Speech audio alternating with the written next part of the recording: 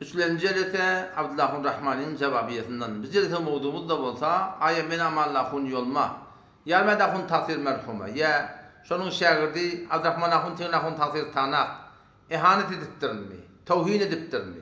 Wa ya pir diyen adam ki şonu öz islahından çürüm, öz terbiyetinden çürüm. Barıp şona kol veriliye, kol vermeklik de Hanefi mezhepte şona mustahap bolup düşüye. Aya şol pir kabrın içinde ya yeti kıyamet günü dadına yetiyemeye yetmeyediğin hakkında. Elhamdülillahi Rabbil alemin ve salatu ve selamu ala seyyidina seyyidil enbiya'i vel mursalin ve ala alihi ve sahbihi ecma'in. Muhterem Müslümanlar oğlum, elhamdülillah vel minna yeni gelip ettik Abdullahurrahman'ın bir bölük cevabiyetine. Başta ayetiyen gurunu eşleydi. Kimin amallahun yolmani, na'udu billah, Allah Teala koruyorsun, fasidul akide deyip ayetmaklığı. O suratında yarmadahun takdir merhuma olsun. O şonun şagirdi, yankı Abdurrahmanahun tinahun takdir tanı olsun. Şonları ihanet etiye, tevhin etiye deyip ayetmaklığı. Bir şun başta bir ayetiyen gururumların bir kulak ataydın, ta inşallah men barayın açıklamasına. Hafız Yılman'ın öğrenmesi etikadı fasit. Mana Abdurrahman Ahun tazir, Yarcan tazirler, evliyalara da dildegir çapıyor. Mana hiç kes betada adına tutmakla hafız demeklik heyf diyorlar, şeytan yolma diyorlar. İnelekem ayetiyen gururumlarını bilette eşittik. Cenab-ı Abdullahurrahmani, köz familine Rahmani dakıp, na'ud billah, meni hafız yolmak, hafız-ı Kur'an bola bola, al-muqib ahunçuluk derecesini ala, ahunçuluktan goyun dedi, Hanefi mezhebin fıkıh takassusunu okuyup da, suratında başardığıma göre, öz etikadımda, öz amalımda, öz alperiyan topsuluğumda, Hanefi mezhepten men çıkmayacak olup Allah'dan şoň usule, sen na'ud billah gelip şeytan yol mu deyip, şu forum bir na'ud billah, ahun cemaata dursun, qaraça adamın bir ahunun hakkında bir ağdına almayacak kefe ağdına alayarsın. İnke men aqidam fasit miya fasit değerligi, öwrakten cevaplarında belli olur. Yani kim metenden cevap verecek doğru. Sen şayet atlama. Sen bana cevap verersin Hanefi mezhepten, millet hem gızabat eder ki ya men aqidam fasit bolup durmy? Ya siz fakat ona Vehhabiyene burada deyip tövbe turlan basar yartan bey.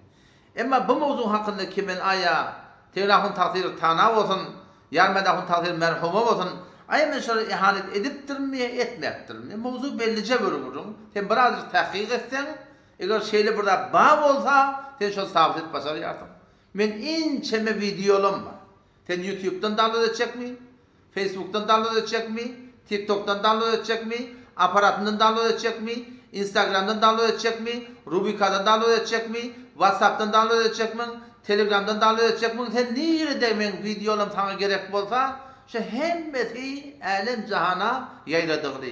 Sen eğer şu ayetiyen kefinde sadık bolsan, gel inşallah şu men videolarımdan, sen şu ayetiyen ustadlan hakkındaki şu bunun bir hormatçılık etiye diye ayetiyen, gel bir bölük video men videolarımın içinden evnardın ketmenecek tap, kimin şonda sen ustadlana, yarmadahun takdire, ya Türkmenistani'nin baştaki takdirlerine men ihanet edelim olayım, tevhin edelim olayım yani. Sen eğer başlarsan şunu gel tapsan, men inşallah Teala ne edecekliğimi evde men sana inşallah aydıp vereyim yani. Hakikaten ne var dedi Müslümanlar oğlum? Şu ödeşi cevabı yedik başlattırsa, men vuran cevabı yelem adı. Şu cevabıya vurulmaklığa, şun yalak, Abdullahurrahman'ı yalak adamla ortağa gelip, bir hormatçılık etmekliği, bir edepçilik etmekliği, ya şahsı men ödüme, ya bizim cemaatimi de sebep olur. Hakikat görüm men, Tevrahun takdir tanan hakkında da men cevabıya vurdum. Şu suratında, Ahmedahun Kur'an pur takdirinin hakkında men cevabıya vurdum. Celal Khali takdirinin hakkında men cevabıya vurdum. Davudahurrahman'ın hakkında men cevabıya vurdum. İmam Cumhuriyet muhterem deyip bana onda hakkında cevabıya vurdum. O şu suratında Musavahun inimma onda hakkında cevabıya vurdum. Subhaniyahun takdir var bende Türkmen'de onda hakkında cevabıya vurdum. İn hemen cevabiyelenme. Şu cevabiye olup çıkmaklığının adından belli. Ona burada deyiptirler. İhanet ediptirler ya da, tevhin ediptirler ya da, Yemen Alperiyan sürgünümüzden Hanefi mezhep boyunca buradan irad alıptırlar.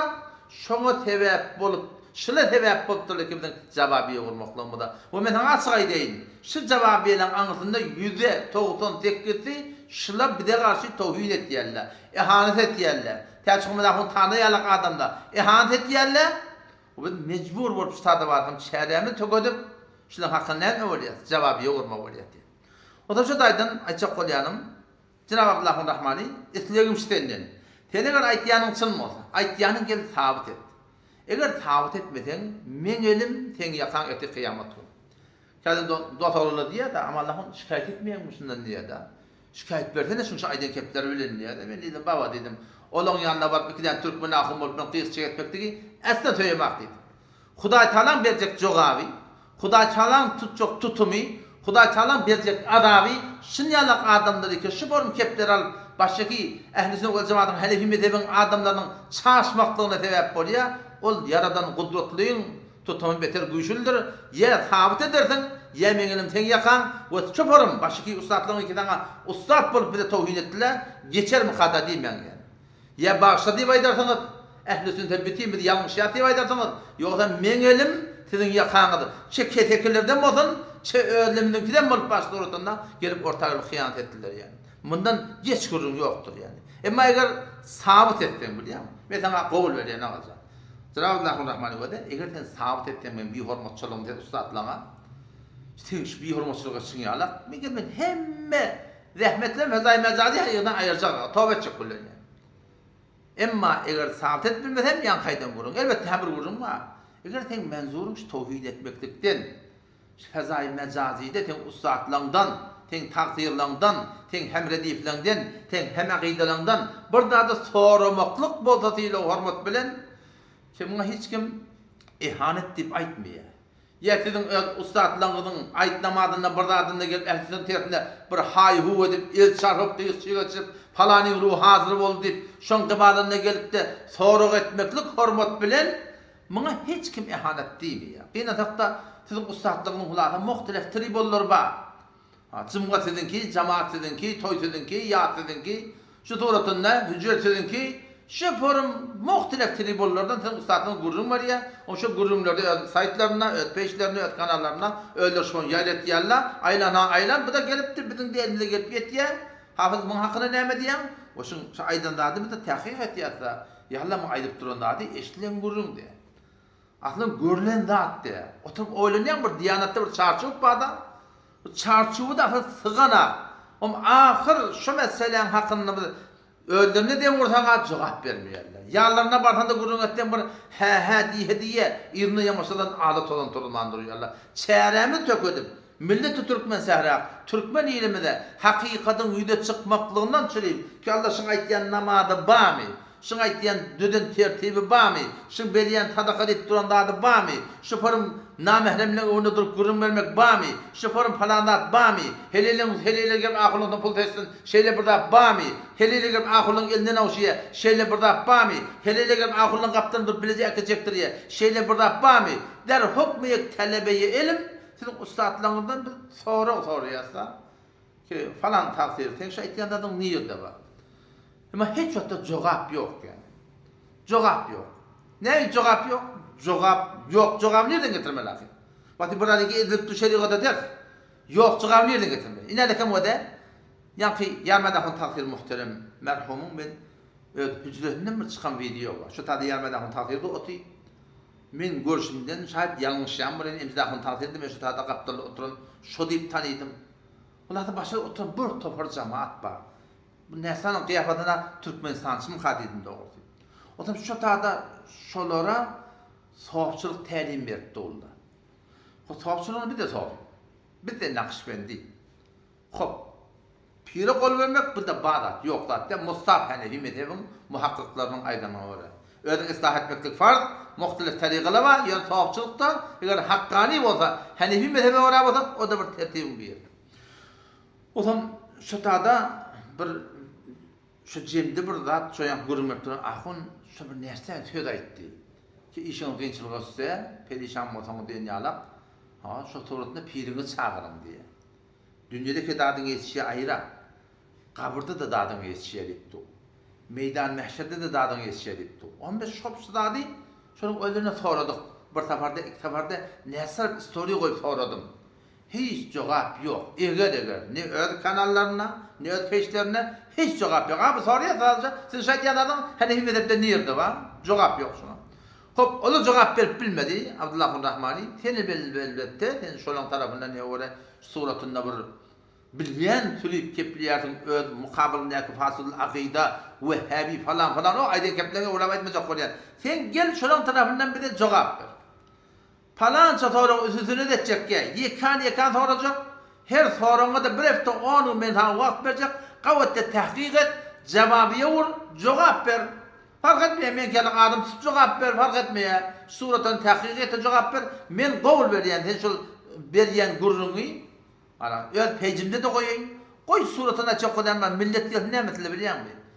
Kızavet etsinler, adam işini ben gidin ulan Huda deyip gelip dursa ortak.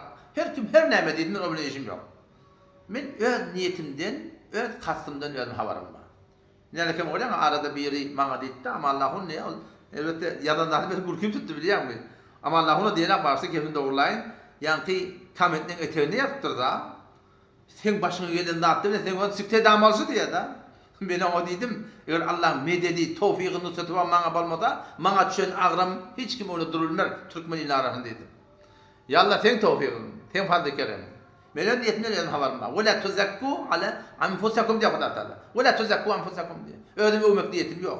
Ýöne halk her näme diýsin. Ol bir her näme diýsin. 15 kilometr aňyrdan geçýär. Milletin kefi maňa eger gylymda gymyladan akdyr. Aýtsa golýanym wada. Siz gelin cevap verin. İnanın ki bu da şiyanki yamada kun tazirın hakkında. Şu ödü oti, oğlu oti, hayır doğa atiye. Şol çıkan videonu ben size koyup vereyim. Onlara ki cevap ver, bir Allah'ın sen gel sana cevap ver. Milleti şomra eşleyli. Yan kaçmayarak her vakit öyle işlerine çalanda, öyle işler bir anda bir kıyımçılığı duş yerden.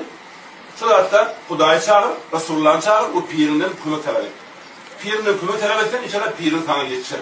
Bir dünyada, hatta kabrda ve kıyamette de pirin temine ayrılmıyor. Müdam sen yanını bak. Sıratlara yüründen onun etika etmeli. İnşallah hemen de mübarek bak. Vallahi bunda amin.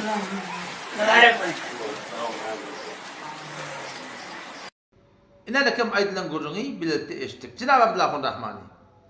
Şagidan taat etmekligini, Yalmadahun takdir merhumun hücretinden, ustadlarından, mutaallıklarından näçe tarap ben soradım. Kağa şeyde bir akide nerede var? Sizler Nakşibendi diýersiniz.